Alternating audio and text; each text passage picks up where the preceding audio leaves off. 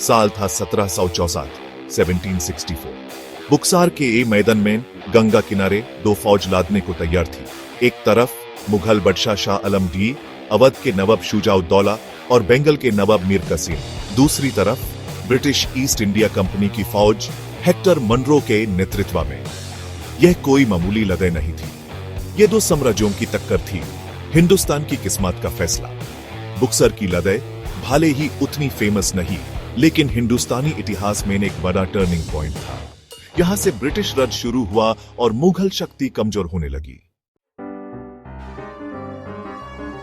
ये लड़ाई ट्रेड और लालच की वजह से हुई। ब्रिटिश ईस्ट इंडिया कंपनी, जो पहले मसाला और रेशम के लिए आई थी, उन्होंने मुगल साम्राज्य की कमजोरी का फायदा उठाया।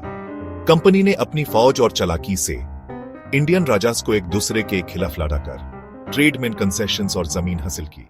लेकिन कंपनी का मकसद सिर्फ ट्रेड नहीं था, वो बंगाल पर पूरा कंट्रोल चाहती थी। मीर कासिम, एक काबिल और लालची रूलर, कंपनी की मदद से बंगाल का नवाब बना। उसने कंपनी को ट्रेड में अच्छी डील का वादा किया, लेकिन वो जल्दी ही कंपनी के असली मकसद को समझ गया। मीर कासिम अपनी शक्ति वापस लाना चाहता था और कंपनी का दखल खत्म करना चाहता था। उसने और कंसेशंस देने से मना कर दिया और एक स्ट्रॉन्ग और आजाद बंगाल बनाना चाहा। इससे कंपनी नाराज हो गई, क्योंकि वो उस अपने मकसद में रुकावट समझती थी। ईस्ट इंडिया कंपनी को अपनी बढ़ती पावर को खतरा महसूस हुआ और उन्होंने मीर कासिम को हटाने का फैसला किया। उन्होंने उसे हटाकर एक कमजोर रूलर को बिठा दिया। मीर कासिम गुस्से में आ गया और अपना तख्त वापस पाने के लिए मुगल बादशाह शाह आलमगीर और शुजा-उद-दौला के साथ मिल गया। अब एक बड़ी लड़ाई होने वाली थी, जो बंगाल की किस्मत तय करेगी। सेक्शन 5, बुक्सार का युद्ध। अक्टूबर 1764, 1764 में बुक्सार के मैदान में लड़ाई शुरू हुई। मुगल बादशाह, अवध के नवाब और मीर कासिम की कंबाइंड फौज ब्रिटिश से बड़ी थी, लेकिन हेक्टर मनरो के कमांड में कंपनी की फौज वेल ट्रेन्ड और डिसिप्लिन्ड थी और उनके पास बेटर हथियार थे। लड़ाई घंटों चाली, दोनों तरफ से जमकर लड़ाई हुई, लेकिन ब्रिटिश आर्टिलरी ने मुगल और अवध की फौज को तोड़ दिया। अलाइड फोर्सेस में कोऑर्डिनेशन की कमी और ब्रिटिश की बेहतर टैक्टिक्स की वजह से उनकी हार हुई। सेक्शन 6, लड़ाई के बाद। बुक्सर की लड़ाई मुगल बादशाह और उसके अलीस के लिए बुरी हार थी। मीर कासिम हारकर भाग गया, उसका आजाद बंगाल का सपना टूट गया। मुगल बादशाह शाह आलम को इलाहाबाद की ट्रीटी साइन करनी पड़ी, जिसमें बंगाल, बिहार और ओडिशा पर कंपनी का कंट्रोल हो गया।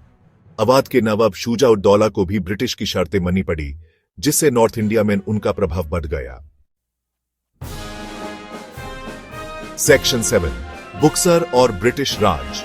बुक्सर की लड़ाई हिंदुस्तानी इतिहास में एक टर्निंग पॉइंट थी। इसने मुगल साम्राज्य के खत्म होने की शुरुआत की और ब्रिटिश राज का रास्ता खोल दिया। बुक्सर की जीत ने ईस्ट इंडिया कंपनी को एक ट्रेडिंग कंपनी से एक पावरफुल पॉलिटिकल और मिलिट्री पावर बना दिया। बंगाल के रिसोर्सेज से कंपनी ने अपने एक्सपेंशन को फंड किया और धीरे धीरे प्योर हिंदुस्तान पर कब्जा कर लिया। सेक्शन 8, बुक्सर का साया। बुक्सर की लड़ाई का असर आज भी हिंदुस्तान पर है। इस लड़ाई से ब्रिटिश कॉलोनियलिज्म शुरू हुआ और उसके साथ आए इकोनॉमिक एक्सप्लॉयटेशन, पॉलिटिकल प्रेशर और कल्चरल सप्रेशन। बुक्सर में हार ने मुगल शक्ति को और कमजोर कर दिया। ये लड़ाई एकता और स्ट्रॉन्ग लीडरशिप की इंपॉर्टेंस सिखाती है। सेक्शन 9, एंटिम हिंदुस्तानी इतिहास में एक टर्निंग पॉइंट। बुक्सर की लड़ाई सिर्फ फौजों की लड़ाई नहीं थी, यह सिविलाइजेशंस की टक्कर थी। एक ऐसा पल जिसने हिंदुस्तान की किस्मत बदल दी। गंगा किनारे हुए इस युद्ध की गूंज आज भी सुने देती है। बुक्सर की लड़ाई एक सबक है, जो हमें अंदरूनी फसद के खतरे और अपनी आजादी की रक्षा की इंपॉर्टेंस सिखाती है।